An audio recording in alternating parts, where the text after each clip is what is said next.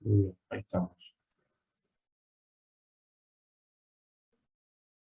¿Alguna pregunta que tenga que ver con Pentateuco antes de que yo pueda desarrollar y exponer profetas anteriores?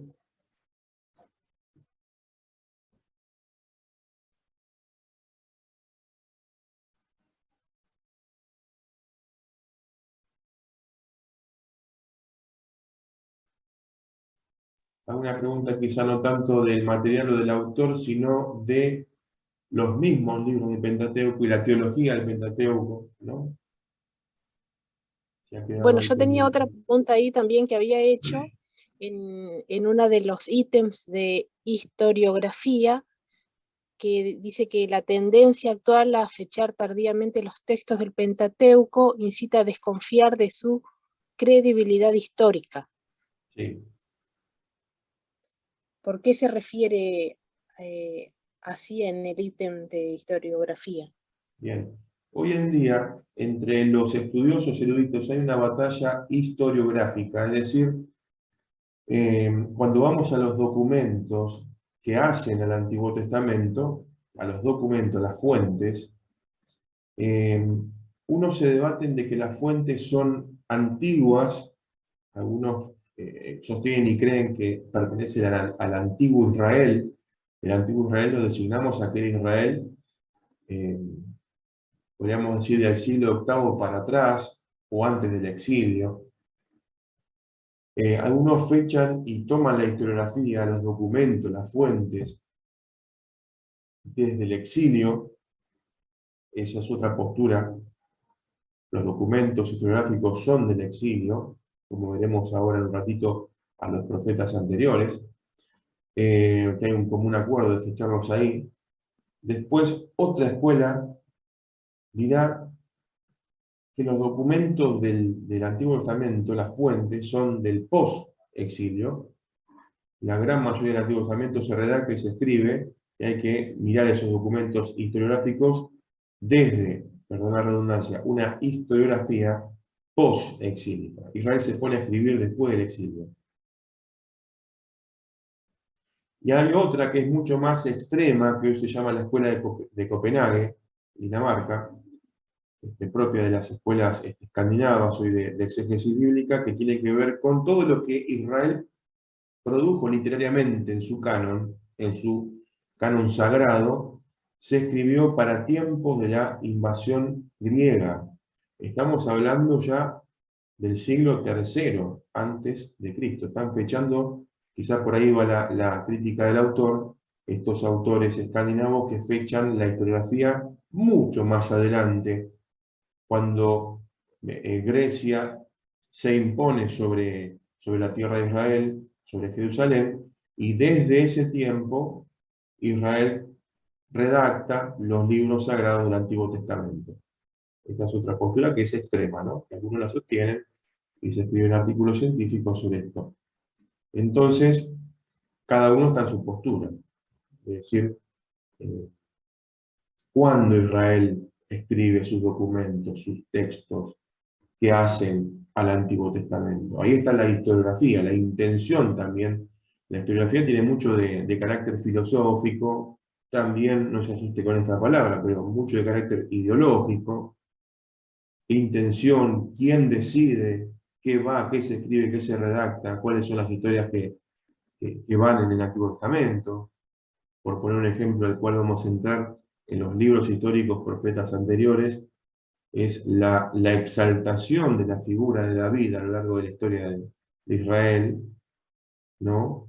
Desde el sur, desde Judá, de Jerusalén, también para avalar y para poner en primer plano la figura de David, propio de Judá, del sur. Esto está en los textos y es evidente. Pero bueno, las cuestiones historiográficas son fascinantes, apasionantes y, como verán, hay muchas posturas con respecto a cuándo se escribe por la mayor cantidad posible de documentos del Antiguo Testamento y cuál es la intención de fondo de carácter filosófico, político, desde la idiosincrasia del pueblo de Israel, desde lo ideológico, si los que están escribiendo son justamente la casta sacerdotal del templo, si son escribas, si hay una mano de la monarquía, Hay muchas preguntas para hacerse detrás de los documentos historiográficos. Bien.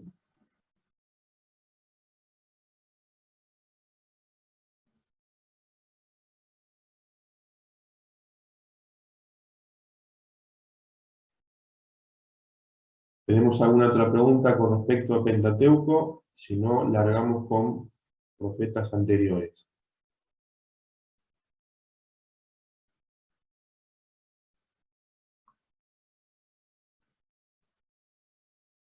Muy bien. Voy a comenzar con un texto famoso como el de Josué 1:7. Solamente esfuérzate y sé muy valiente, cuidando de obrar conforme a toda la ley, Torá, que mi siervo Moisés te mandó. No te apartes de ella, ni a derecha ni a izquierda, para que seas prosperado en todas las cosas que emprendas. ¿Por qué comenzamos con un texto como este? Porque es un texto que abre, por así decirlo, una teología, una forma de pensar, de concebir la fe en la historia, delante de Dios, que va a tener Israel, de no apartarse ni un ápice, ni un milímetro de la ley de Dios, ni a diestra ni a siniestra, diríamos, porque el cumplimiento de la Torá va a decantar, a implicar la supervivencia o no de Israel, desde todo punto de vista, espiritual, social, cultural, político, económico, todo. Toda la vida de Israel está atravesada por su Dios y este agente mediador que es la ley, la Torá. ¿Cómo se relaciona el pueblo de Israel con Dios? Con esta especie de mediadora que parece que va tomando personalidad propia, que es justamente la Torá, la ley de Moisés. La única manera de relacionarse con el Dios de la alianza es cumpliendo la alianza. No hay otra forma. Por eso, el libro de Josué, que encabezaría a los profetas anteriores, abre justamente con esta declaración muy fuerte, ¿no? En Josué 1:7, como leíamos, de no apartarse jamás de la ley, de la Torá. Por tanto, los libros que abarcan profetas anteriores o libros históricos, entonces, son los libros de Josué, Jueces, los dos libros de Samuel y los dos libros de Reyes. Recuerden que para el judaísmo en su canon de Biblia hebrea, es un solo libro el de Samuel. Y el de Reyes también es un solo libro. En nuestro canon cristiano los dividimos en primer libro y segundo libro, tanto Samuel como Reyes.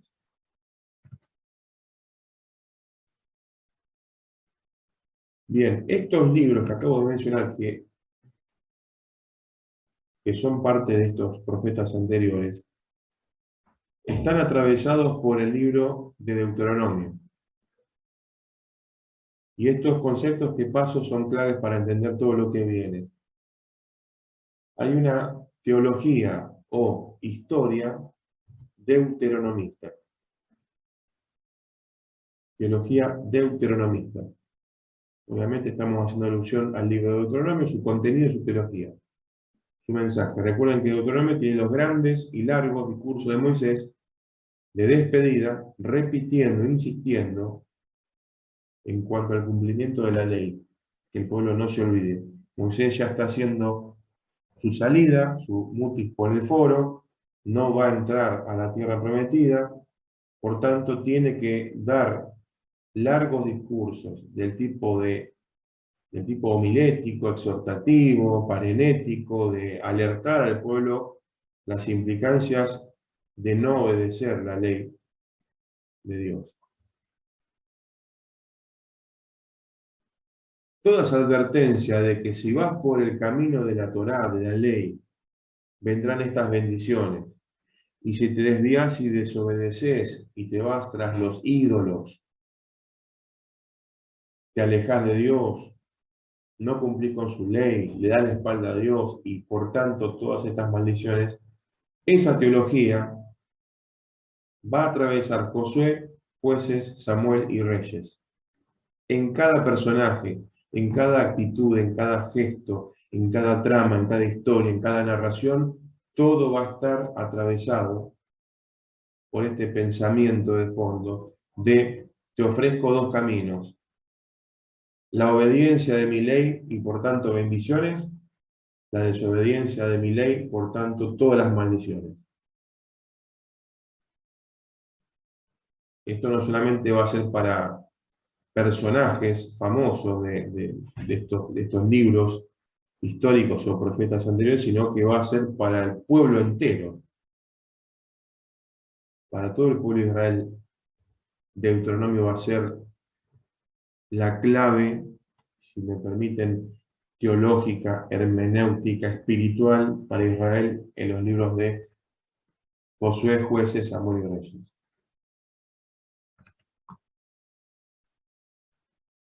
El estilo que tienen justamente Deuteronomio va a estar presente en estos profetas anteriores.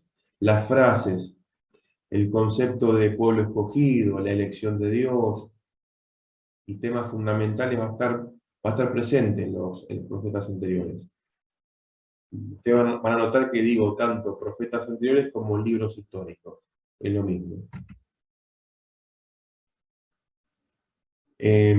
Obviamente que se va a tratar sobre la entrada a la tierra prometida. Eso va a ser lo que nos va a narrar Josué. La entrada, por fin, la conquista y la toma de la tierra prometida, hasta, en esta especie de salto y de arco, hasta llegar a Reyes, con la pérdida de la tierra, la derrota ante los babilonios, la caída de Jerusalén, ¿verdad?, por los ejércitos babilónicos. Es prácticamente este arco histórico lo que nos narran estos libros.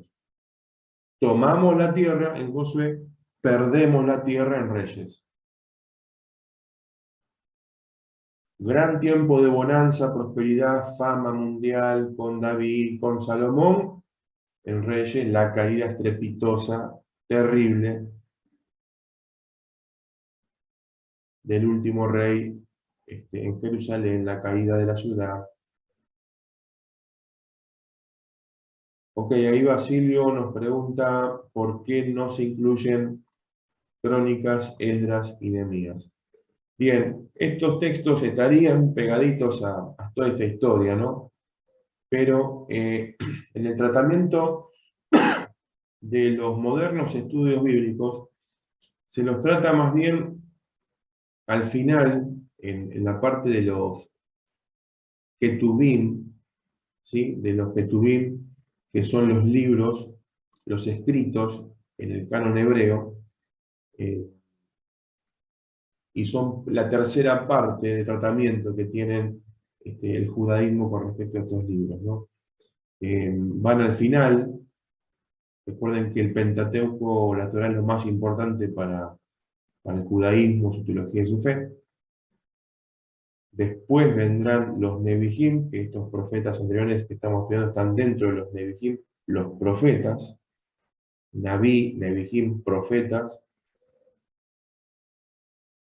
y todo este cuerpo ahí de los crónicas y de las Nehemías van al final con los Ketubim, escritos, otros escritos, que van a contar desde otra perspectiva, desde otro tiempo, muchas de las cosas que se van a escuchar en los libros históricos. Veremos algunos ejemplos entre Samuel, el libro de Samuel y el libro de Crónicas, a veces historias paralelas, como pasa en los evangelios, ¿se acuerdan? Historias paralelas, pero dos maneras de narrar la historia muy diferentes, con dos teologías muy diferentes. Ya llegaremos a un ejemplo que siempre lo comparto todos los años, y es muy patente la diferencia que hay entre ambas teologías. Los libros históricos, profetas anteriores, y estos escritos que mencionaba ahí Basilio, que están al final del canon judío.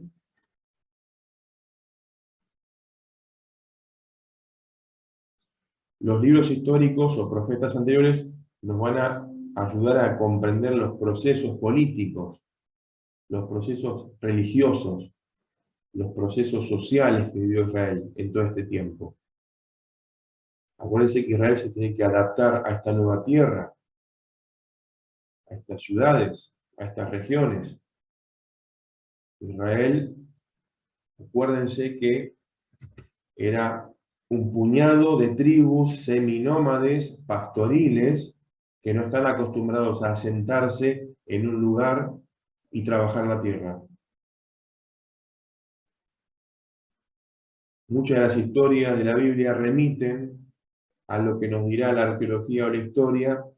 Obviamente que la Biblia le va a dar un condimento más bien teológico y sagrado, la historia que busca más lo científico, lo objetivo, lo arqueológico, nos dirá que hubo un tiempo en el Neolítico que había una disputa entre agricultores y pastores, ¿no? Aquellos que buscaban dónde pastar y se trasladaban, peregrinaban, eran nómades, y había otros pueblos que habían, por así decirlo, evolucionado y se habían asentado y habían domesticado los animales, cosechaban la tierra.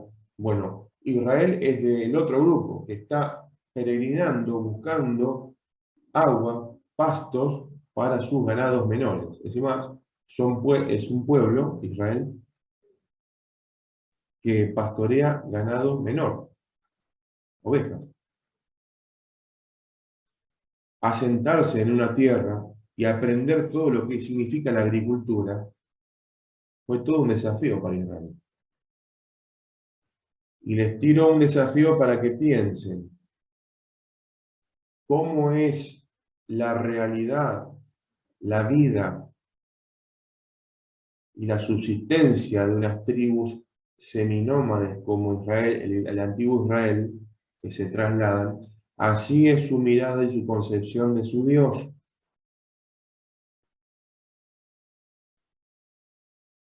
Es un Dios que se traslada, el Dios de los padres, podríamos decir, se traslada con esas tribus y está en el patriarca, ese Dios. Ahora, cuando Israel se instala, tiene que aprender la agricultura, se reparten las tierras, trabajan la tierra. Esa forma de vida que van a empezar a aprender y van a pasar los años, tienen una nueva concepción de quién es Dios.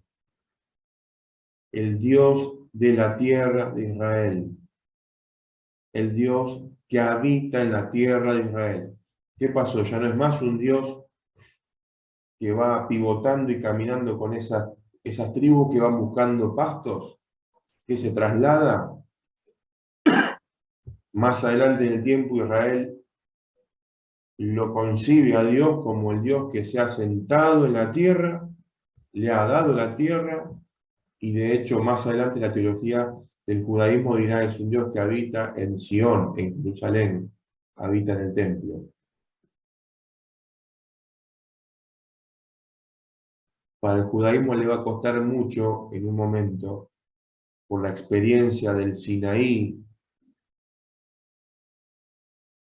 Dios habitaba allá en el Sinaí, la experiencia tremenda que nos narra Éxodo, sobre todo Éxodo capítulos 19, ¿no? 18, 19, esa experiencia que el pueblo ni quiere tocar el monte porque tiene miedo de morir, esa experiencia tremenda, poderosa, donde es dada la ley de Dios, la Torá. Por más que el pueblo peregrine durante 40 años y se asiente en la tierra, ¿qué va a estar en la cabeza del pueblo de Israel? Que Dios habita todavía allá en el Sinaí. Más adelante en el tiempo, cuando se instale la ciudad de David, Jerusalén, el templo de Salomón, y los festivales, y la adoración, y el culto, y la organización del culto, y el arca, se va a pasar de una teología de Dios está en el Sinaí a Dios se mudó a Jerusalén. Esto es muy importante porque estos pensamientos, creencias, ideas, teologías están presentes en diferentes textos y en diferentes momentos históricos de Israel. Hay una tradición dentro del Antiguo Testamento que te va a hablar de un Dios que habita todavía en el poder tremendo y misterioso del Sinaí. Y otra tradición mucho más posterior que te va a decir Dios ya habita y asentó sus pies en el templo de Jerusalén.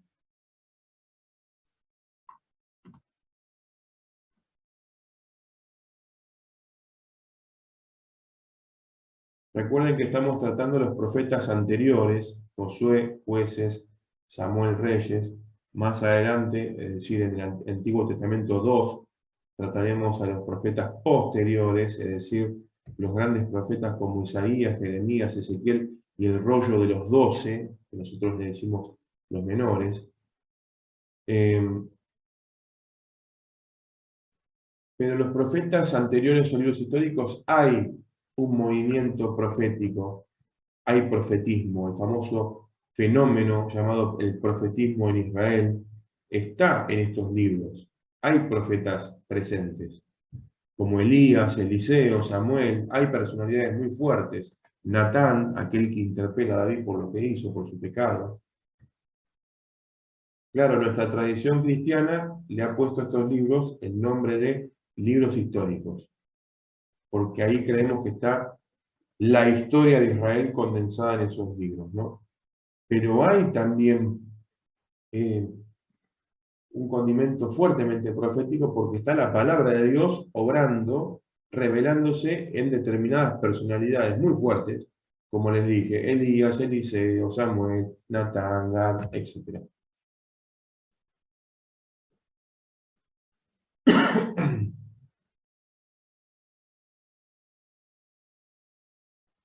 Si nosotros leemos cuidadosamente estos libros, vamos a ver una relación muy cercana entre la historia, por eso el tema de libros históricos, y el tema de la profecía, el tema de los profetas de Israel, ¿no?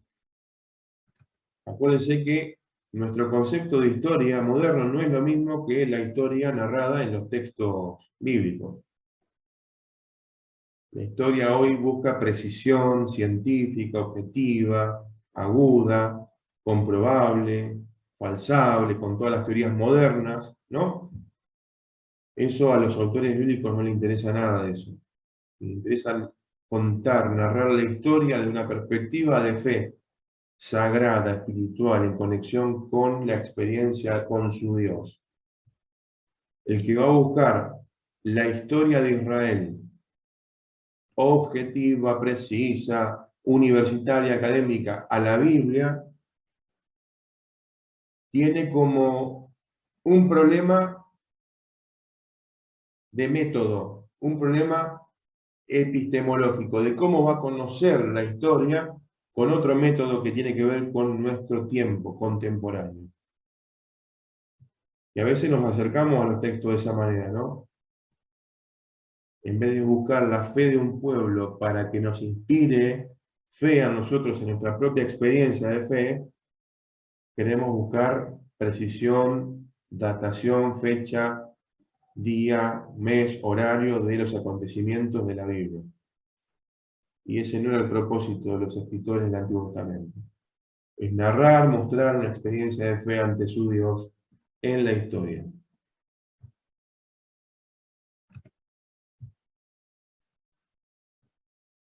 Tenemos personajes principales en estas narraciones de los profetas anteriores, ¿no?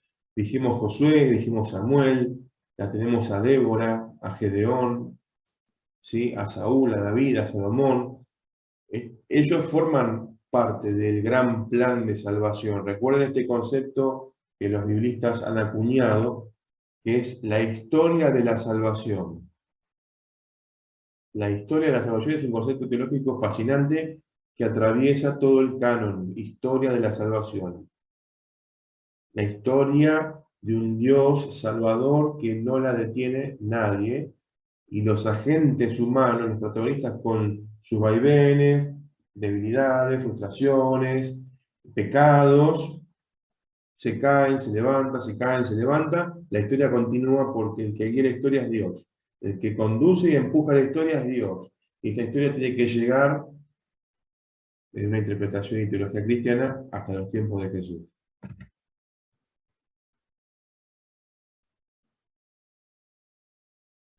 Es decir, que el que inicia y el que conduce y guía la historia de la salvación, de la redención, es Dios mismo. Uno puede decir, bueno, el gran personaje del Antiguo Testamento es Moisés, es David, es Isaías, es aquel, es aquel. No, es Dios.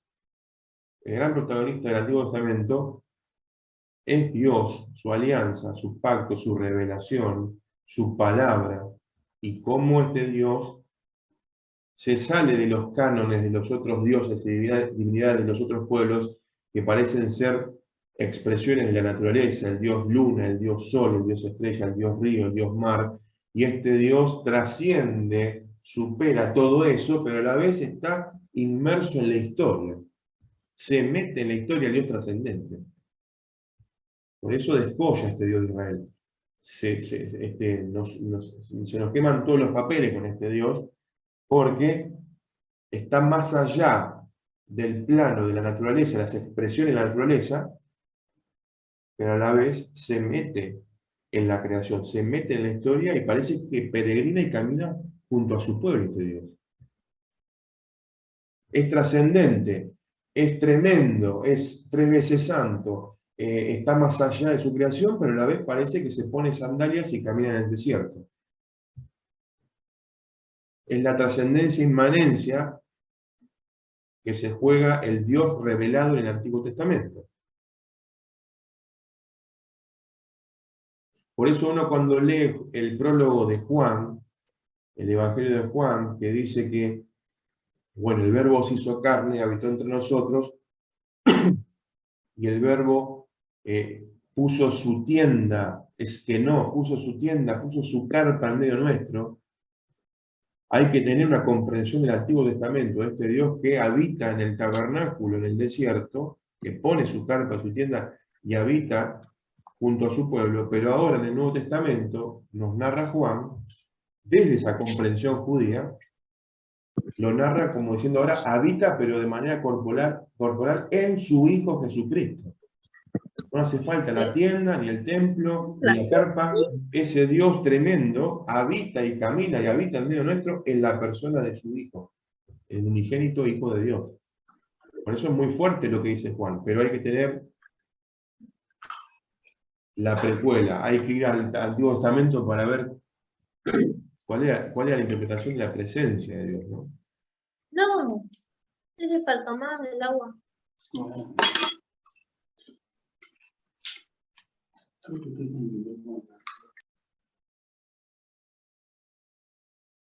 Muy bien. Entonces, se confirma así en la llegada y conquista de las tierras de Canaán. Israel conquista Canaán. Y se manifiesta con vigor en la historia de la monarquía. La monarquía va a tardar, ¿no? Ustedes saben que primero viene un tiempo de tribus del norte, del sur, es decir, un sistema de ligas tribales con sus caudillos llamados jueces, ¿no?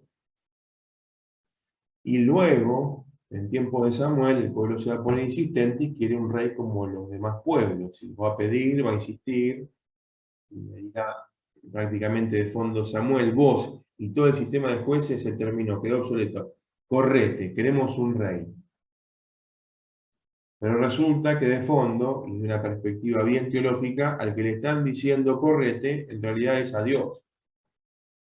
Porque de fondo, el rey de Israel es Dios, es Yahvé, es Jehová, que gobierna a través de, en un tiempo a través de Moisés, en un tiempo a través de los 70, a través de Josué, los ancianos, los jueces. Ahora quieren un rey como las demás naciones, pero estaban olvidando que el rey era Dios. Por eso Dios le dice a Samuel, no te preocupes, no te desecharon a vos, me desecharon a mí. Así que anda y ungiles un rey. Un rey que los va a terminar oprimiendo, le va a cobrar impuestos, ¿no? Y eso es lo que va a ocurrir finalmente en tiempos de Salomón. Salomón fue un rey muy sabio, constructor, amado por Dios, pero se ve que tenía la FIP al día, ¿no? Y te mandaba arba y te cobraba hasta sacarte todo. Y las construcciones grandes demandaban mucha gente y mucha mano de obra. Y no había sindicatos y obra social, ¿no? En ese tiempo. Quiere decir que esas grandes construcciones fastuosas, maravillosas, demandó mano de obra esclava, mal paga.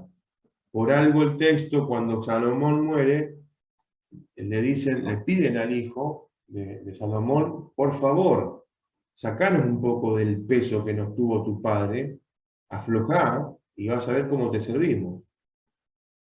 Y los consejeros jóvenes le dijeron a Robán, no, apretá más las clavijas, andá a fondo, más que tu viejo. Y por causa de que tomó esa decisión, el reino se divide entre el norte, Israel capital en Samaria, y el sur, Judá, con capital en Jerusalén. Profe, ¿Sí? en profetas anteriores es también como el Pentateuco que hay textos yavistas y textos eloístas. Sí, hay tradiciones que recorren a los libros históricos, pero ya estamos en tiempos donde prima más ya la tradición del yavista, porque ya tiro el dato, no importante, los textos, los documentos de los libros históricos, profetas anteriores, se escriben en su mayoría desde el exilio, se redactan desde el exilio. Es muy importante este dato, ¿eh? Si bien cuentan en retrospectiva cosas que pasaron en tiempos de Josué, los tiempos de los jueces, y cuentan la historia de David, de Salomón y los reyes que pasaron, la redacción, la mano que está contando esa historia, ¿es una mano inspirada? Sí, pero teológica y crítica, esa mano está escribiendo desde el exilio de Israel en Babilonia. Estamos hablando del siglo VI. No es lo mismo contar y narrar las cosas y escribirlas in situ cuando están sucediendo, que a veces esa es nuestra mentalidad cuando nos acercamos a los textos bíblicos, sino que se redactan y se escriben mucho tiempo después, siglos después, con una fuerte mirada crítica a lo que hicieron los reyes, lo que hizo David, lo que hizo Saúl, lo que hicieron los jueces, lo que hizo Israel. Y ahí va a estar presente ya una impronta yavista, ¿no? Yahvé como Dios, Rey indiscutido de Israel. Y habrá algunas tradiciones elogistas que atraviesen, pero tienen que ver con reminiscencias a tradiciones antiguas, ¿no? En Israel. Pero habrá una nueva concepción de Yahvé, porque Yahvé antes parecía un Dios exclusivo, artista exclusivo de Israel, pero Israel va a aprender una vez por todas, va a aprender que Dios es Dios de todas las naciones, de todos los pueblos y de toda la creación y de toda la historia. Eso lo va a aprender en tiempos del post-exilio. Con el final de Isaías lo va a aprender, ¿no? Por ejemplo, donde todas las naciones van a peregrinar a Sion y van a adorar, alabar a Dios, reconocer a Dios, en una mirada más tradicional, más antigua. Israel le cierra las puertas a las naciones, a los paganos.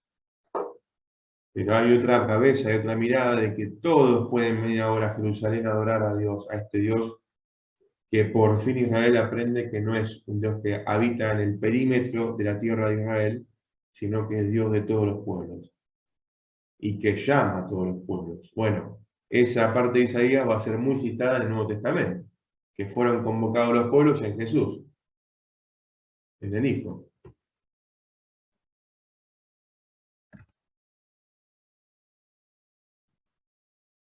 Él la historia deuteronomista o la teología deuteronomista que tiene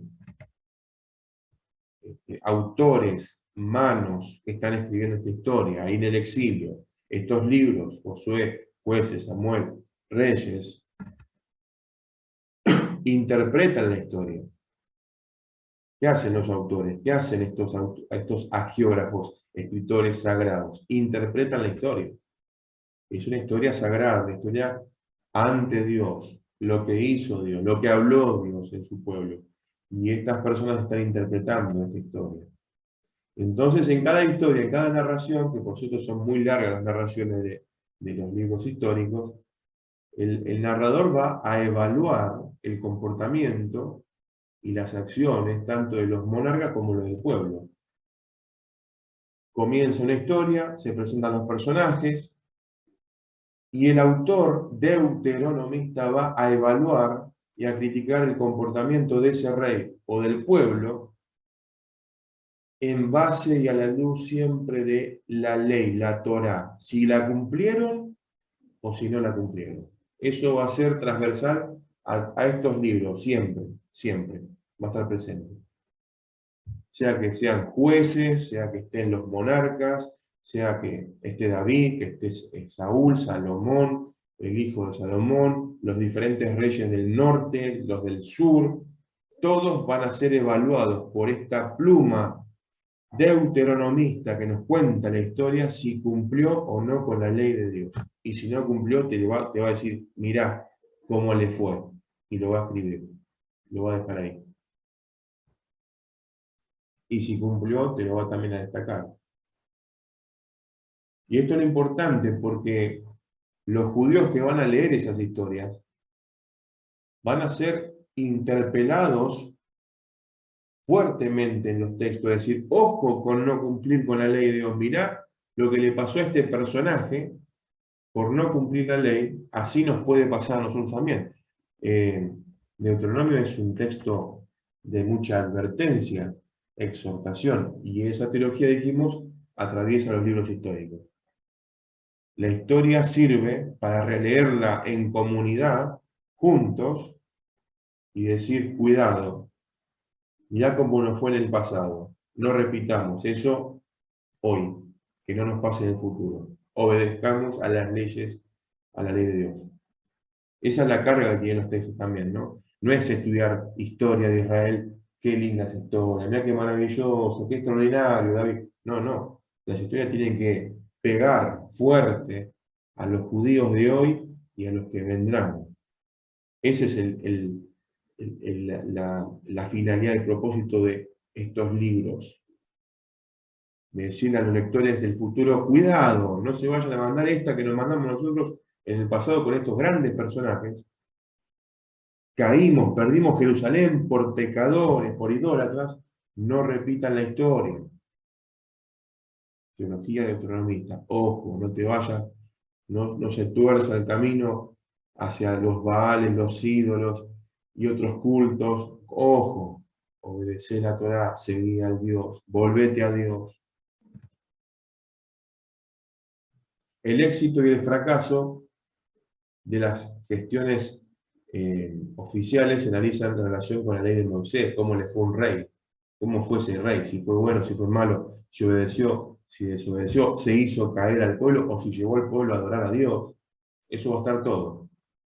Y van a estar las bendiciones y las maldiciones en los libros históricos, profetas anteriores. Y la teología de estos libros, que presuponen, es de bendición, es decir, si guardás los mandamientos divinos, recibís bendición. Si te rebelás, si desobedeces lo que Dios dijo, te viene la maldición. Así están las historias de Josué, Jueces, Samuel y Reyes. Está presente esto siempre, en todas las historias.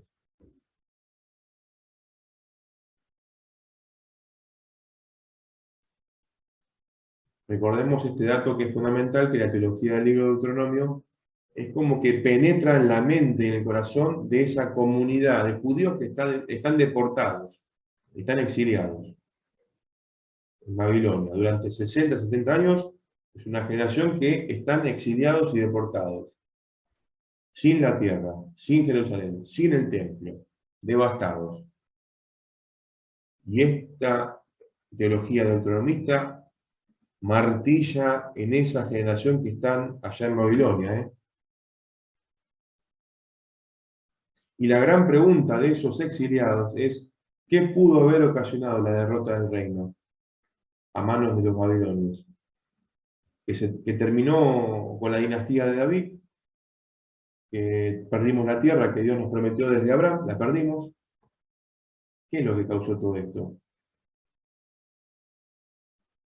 Y que generó esta deportación.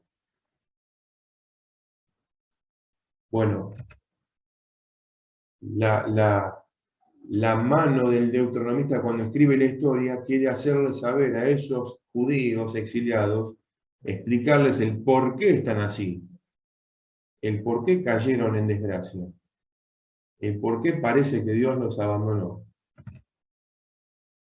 Y empieza a identificar una por una en la historia de Israel las rebeliones, las infidelidades nacionales, ¿sí?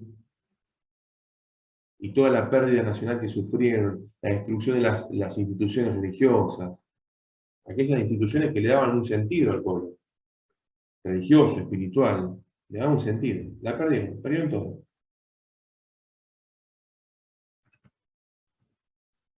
El exilio en Babilonia no fue un evento fortuito del azar, porque algunos pensaban en el exilio, bueno, ¿cómo pasó esto? ¿Fue obra del azar, del destino, de la suerte?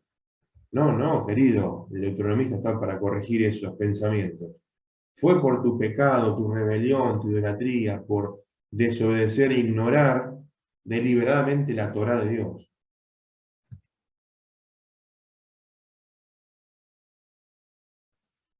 Otro detalle muy interesante que estoy recordando es que algunos exiliados están pensando esto. Claro, en la batalla entre los dioses, cada pueblo tenía su dios, su divinidad, que conducía y guiaba los destinos de ese pueblo. Claro, y decían los judíos exiliados, para justificarse de su pecado, ¿no? Para no hacerse cargo. El dios de los babilonios venció, le ganó a nuestro Dios Jehová. Ya ven. Fíjense qué buena manera de salirse con la suya y no hacerse cargo del pecado y la rebelión. Y mucho de ese pensamiento ingenuo van a salir los profetas a corregirlo. La divinidad por excelencia de Babilonia se llamaba Marduk. Muchos judíos estaban diciendo, el dios de los babilonios, Marduk, venció a Jehová. No, ¿qué venció? Fue tu pecado, fue tu rebelión, fue tu idolatría que te trajo hasta acá. Siempre buscamos excusas para zafar y no hacernos cargo y no ser responsables por nuestra propia espiritualidad, ¿no? Algo de eso nos podrían dejar estas historias de los profetas anteriores. La caída de Jerusalén es producto de las actitudes pecaminosas y rebeldes del pueblo. Pecado continuo, desobediencia a nivel nacional continuo. El destino de Israel se juega en la obediencia o no a la ley de Dios. Y justamente el juicio a Israel y la caída de Judá eran la merecida respuesta divina por las continuas infidelidades del pacto.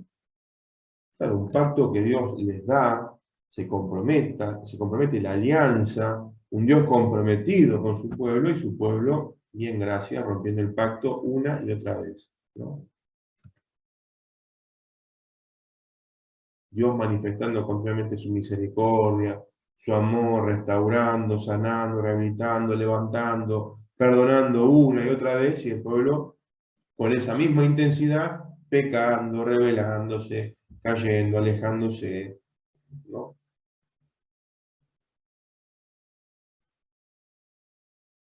Por eso impacta leer dentro de Deuteronomio, cuando es muy fuerte el mensaje de advertencia, encontrar el amor de Dios abierto, fuerte, poderoso, ese amor. Un Señor, un Dios que ama con todas las fuerzas, se compromete con todas las fuerzas, y reclama lo mismo de parte de su pueblo, ¿no? El gran pasaje de Deuteronomio capítulo 6, que Jesús citará en el Nuevo Testamento, en los evangelios como la regla de oro: amarás al Señor tu Dios con todo tu corazón, toda tu mente, con todas tus fuerzas. Es justamente un texto de Deuteronomio 6, versículos 4 y 5, ¿no? El Señor tu Dios uno es, y a continuación amarás al Señor tu Dios, ¿verdad? Un Dios que se compromete y que demanda correspondencia, reciprocidad, pero el pueblo muchas veces no muestra esa reciprocidad. Deuteronomio con su teología a lo largo de los profetas anteriores muestra esa falta de reciprocidad y justifica el por qué Israel se va al exilio, casi que sufre su extinción prácticamente. Pero Dios todavía sosteniendo a su pueblo, mandándole profetas, que no estaba todo perdido, ¿no? Todavía hasta ese extremo y ese absurdo llega la mano misericordiosa de Dios hasta Babilonia y sigue hablando, sigue llevando palabras para que las generaciones nuevas que iban naciendo en Babilonia no pierdan la esperanza, sino que un día iban a retornar a Jerusalén. Por eso los escritores de esta historia nacional, ¿qué hacen? Claro, se toman el trabajo de recopilar, redactar, editar el material necesario para articular una narración crítica de esas vivencias. Y esas 5 etapas fundamentales que estos críticos que están elaborando esta historia tienen que ver con la primera etapa, que es la gran conquista de la tierra prometida. Josué, como gran protagonista, sucesor de Moisés, un periodo de gran gloria, de gran esplendor. Parece que los israelitas muestran total superioridad militar contra los cananeos, conquistan. Tremendo. Las actividades militares, donde parece que el Señor mismo va guiando como un general, y es tremendo lo que logra Israel en esa primera etapa gloriosa, ¿no? Victorias. Ahora, la segunda etapa podemos describirla como los jueces. Las ligas tribales de estos caudillos carismáticos, que están ahí, esos jefes, y de todas maneras había una especie de anarquía nacional. Cada quien hacía lo que le parecía, ¿no? Decía esa mano deuteronomista en el libro de Jueces. Y el ambiente de Jueces revela actitudes de rebelión, todavía, de desobediencia, a las nuevas generaciones israelitas que tomaron la tierra, ¿no? Y se pone de manifiesto el proceso lento de llegar a una nueva región e interactuar con los pobladores locales. No fue fácil llegar, conquistar, ¿no? Y tener que interactuar con vecinos, gente local que todavía estaba, porque recuerden que Josué parece que la narración es un ejército que arrasa con todo y rápido. Pero Jueces te cuenta la historia como que costó muchísimo la conquista, fue paulatina, fue lenta, y de hecho quedaron pobladores originarios, cananeos, que quedaron conviviendo con los israelitas. 2 maneras de contar la misma historia. Interesante.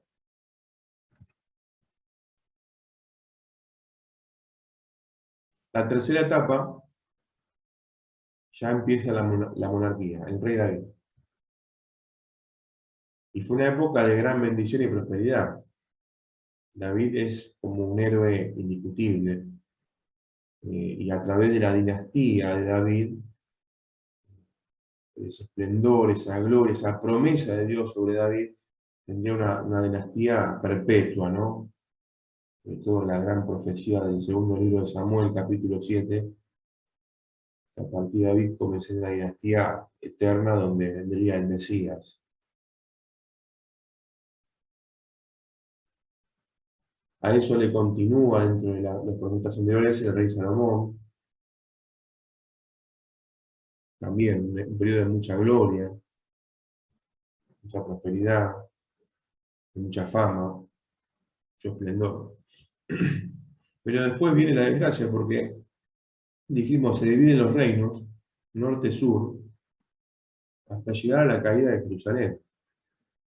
Recuerden que primero cae Samaria, siglo VIII. Perdón, profe, para sistematizar, ¿esto sería la cuarta etapa de la división de los reinos? Sí, perdón. Bien, gracias. En esa división del reino, recuerden este dato importante, ¿no? En el año 722, primero cae Samaria, la capital del norte, en manos de los asirios. Y para el año 687, aproximadamente, algunos dicen 686, 687, el anterior 722, 721, bueno, aproximadamente 687 cae la capital del sur, Jerusalén. El reino de Judá, el reino del sur, su capital, Jerusalén, cae. 687. O sea, no solamente se divide, sino que después con el tiempo va a caer el reino del norte y va a caer el reino del sur. ¿Dónde quedó la promesa, la conquista de la tierra, los años de bonanza, de prosperidad, de bendición, la gloria y la edad dorada de David, Salomón? Desapareció todo. No existe más. Todo eso lo va a contar la mano deuteronomista en estos libros.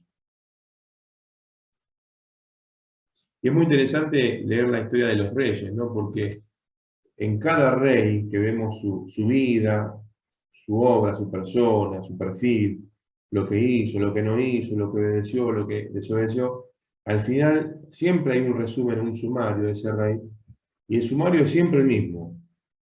Lo que le interesa al que está escribiendo la historia es si obedeció o no a la ley de Dios.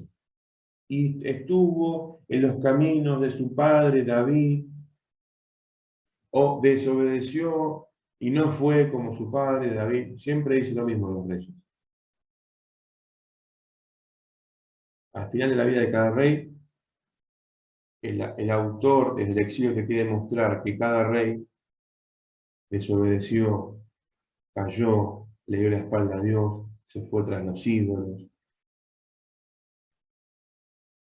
se llenó de poder, oprimió al pueblo. En ese pequeño sumario final siempre está si fue obediente o no. Siempre. Que yo recuerde, bueno, a los de, obviamente que acá está la cuestión, volvemos a la cuestión de la historiografía, ¿no? Como la historia se escribe desde el sur, desde Jerusalén, le va a pegar fuerte al norte. Esta cosa de Boca River, ¿no? Los del sur, cuando escriben la historia sagrada, a los del norte le van a dar con todo, ¿no? A todos los reyes del norte de Israel, no se salva ni uno en la crítica, ni uno. Todos fueron unos perversos, pecadores y otros, como su padre Jeroboam, ¿no? Que era el siervo de Salomón, que empieza esa movida en el norte de poner santuarios para que no vayan hasta Jerusalén, sino que se queden en el norte y Jerusalén pierda poder. Empieza Jeroboam desde ahí y toda la seguidilla de reyes del norte, la historia se escribe en el sur y se le pega palos a los del norte. Ni uno hubo bueno para el escritor del sur, ¿no? Ojo, para los del sur también hay palos, les pega a medio mundo, pero hay dos o tres que se salvan. En este momento recuerdo a Ezequías, recuerdo un poco de... Josías. ¿Cómo? Josías. Josías, la Reforma, gracias, estaba pensando en él, no me salía el nombre, Josías, la Gran Reforma, que piensan que el texto que encuentran en el templo, y todo temeroso se lo llevan a Josías, es una copia de Deuteronomio. Se encuentran como si hubiesen encontrado una cosa que no existía en Israel. ¿Y esto qué es? Era una copia de Deuteronomio y resulta que no estaban cumpliendo con nada de lo que decía en la ley de Dios. Es como que vengan y dicen, mira lo que encontramos, la Constitución Nacional, y hasta este momento no existía. Mira, no estamos haciendo nada de esto. Y Josías hace la gran reforma que destruye todos los altares a los Baales, de los dioses. Bueno, hace una gran reforma. Dos o tres reyes en el sur, el resto no se salva. A todos les pega, y le dice que no fueron conformes a su padre David. Claro, después de la reforma de Josías, uno dice, bueno, Dios va a parar su mano y va a perdonar a Israel, a Judá. No, señor, el juicio divino ya era patente, ahí estaba presente. Que terminan en derrota, en frustración, en dolor, desesperanza total, angustia, desolación y destierro. El destierro viene, lo van a vivir. Pero como siempre, en los textos que parece que está todo mal, cuando se pone la pantalla en negro, que vos decís, así termina la película. Pagué como 600 pesos para ver esto. Y después la pantalla en negro, la última escena. Menos mal, ¿no? Bueno, eso pasa en Reyes. Cuando vos decís pantalla en negro, todo mal. De golpe la última escena,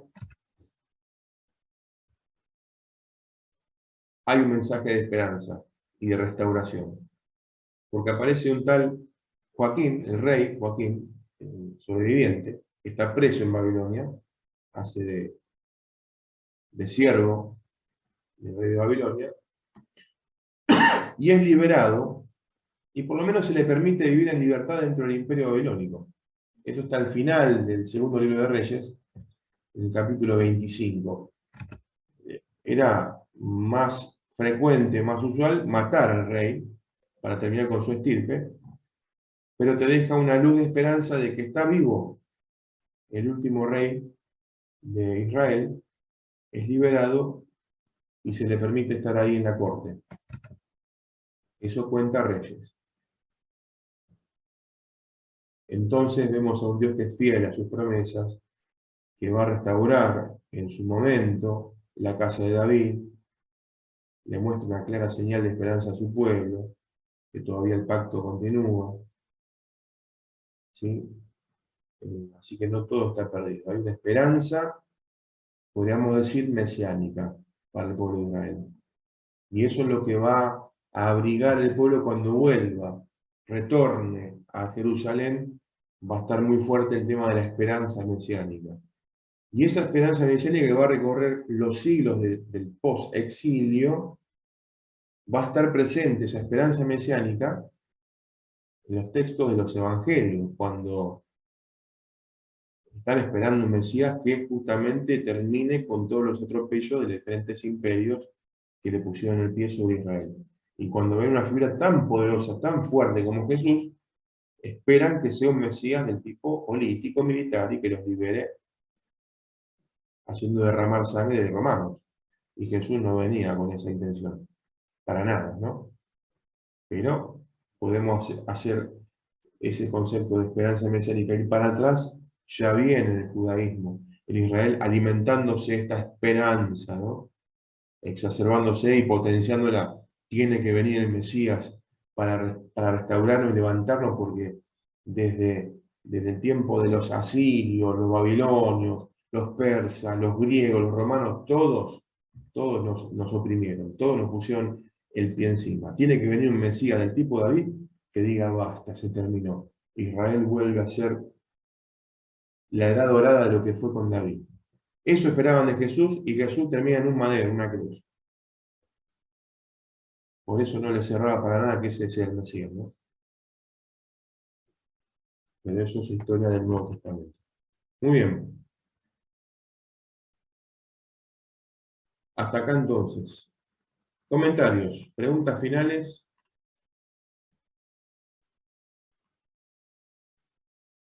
Ahí Basilio puso, ¿no? Andignac, Pablo, menciona la teología del pacto.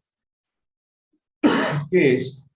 Bueno, es una teología que prácticamente va a recorrer el canon, pero sobre todo va a recorrer estos profetas anteriores para recordar continuamente este pacto que Dios inicia a través de su ley, a través de su gran profeta Moisés, reforzado en Deuteronomio, que Israel, por más que se desvíe, se desvirtúe, se aleje de Dios, se vaya, se exilie, el pacto está presente.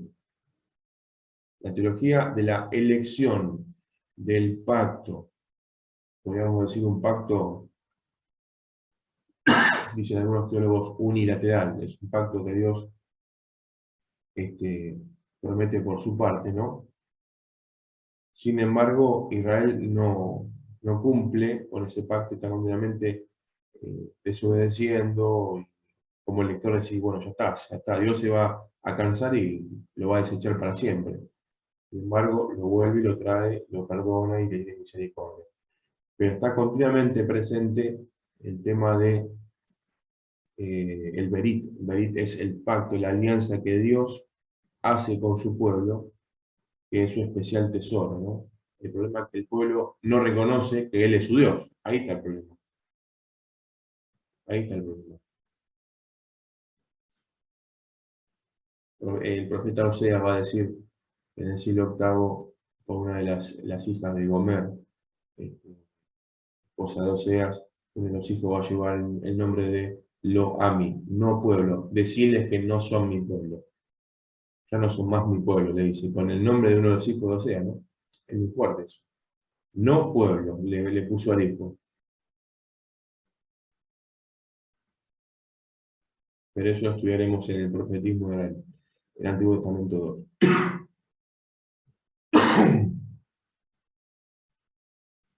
Muy bien. ¿Estamos bien? ¿Encaminados para profetas anteriores? Muy bien. Yo quería preguntarle si usted está bien, porque lo escucho toser mucho. Sí. Pasa que cuando hay humedad, yo tengo una especie de principio de Alergia. asma y los días de humedad son bravos. Gracias por Sí, sí. preguntar, Carlos. No, está bien, porque lo escuchaba, digo, por ahí. Hay tantas cosas hoy en día que Sí. Cuando hay yo no humedad. entiendo Hay por qué mi humedad. esposo. Sí. Sí, mi esposo también es alérgico y le pasa mucho. Sí. También Gracias. cuando le toca limpiar la casa le da alergia, pero bueno, Ajá. cosas que pasan. Claro. Un palo ahí. Fue un palo de Aprovecho, deuteronomista. viste que no está. Aprovecho que no está. Está escribiendo el exilio el deuteronomista, ¿viste? Que pega palos a... Ahí apareció, dice, me está Estoy escuchando todo. Está escuchando todo. Nosotros no nos hacemos cargo acá de decirle. Le tiene alergia al polvo, viste, cuando tiene que limpiar. No, pará, en mi defensa, realmente cuando Es levanto verdad, es polvo verdad. estoy hecho perfecto. Sí, Es verdad. igual. Hace re mal, sí. Mirá. Qué bueno. La familia es parte de todo esto, como verán, de nuestras cursadas. Así que eso es muy bueno. Bueno, gente linda, gracias por conectarse, gracias por la paciencia al principio de que había problemitas con la conexión, pero se resolvió. Y estoy ahí presente en el mail o en el campus, cualquier cosa que necesiten. Encaramos ya, calculo, las lecturas de los profetas anteriores y el último parcial. Estuvieron muy buenos los parciales que enviaron, muy buenos niveles, han mejorado en la presentación, la calidad, la redacción, la síntesis y la estética de los trabajos han mejorado ampliamente, así que les animo a que sigan adelante, que van re bien y piensen que nos falta un mes de clase y se termina, o sea, pasa volando esto. El próximo ¿Y trabajo cuándo es el próximo parcial encuentro? 3. Ahí Mariana preguntaba. ¿Y el próximo encuentro hay o ya no? Hacemos uno en julio, sí. Porque se nos Primera pega semana. se nos pega con el final, pero nos vamos a encontrar uno más. Primera semana de julio sería. Sí, el primer lunes de julio ya podríamos definir, igual lo voy a publicar en el campus para recordarles. Perfecto. Primer lunes de julio nos encontramos. Lunes 4. Bien, agendado. Perfecto. ¿A las 19? Sí, Bien. Gracias. no, por favor, les mando un abrazo, buen descanso, gracias por conectarse y seguimos en contacto. Y ánimo que nos queda un parcial y ya estamos. Gracias. Gracias, profe. Muchas gracias. Un abrazo. Gracias, profesor. Un abrazo. Chau, chau. Que el Señor les bendiga. Nos vemos. Igualmente. Bendiciones. Hasta pronto. Igualmente. Saludos, chicos.